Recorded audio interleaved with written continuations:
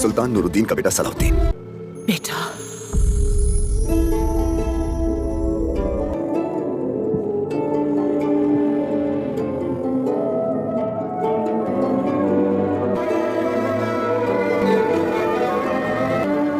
अम्मा, अम्मा मेरे सीने में अच्छी खासी जलन मच रही है। जलन तो मुझे हो रही है शहंशाह।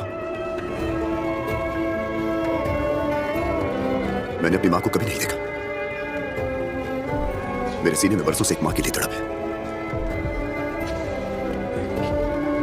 और आपने मुझे यूं गले लगाया।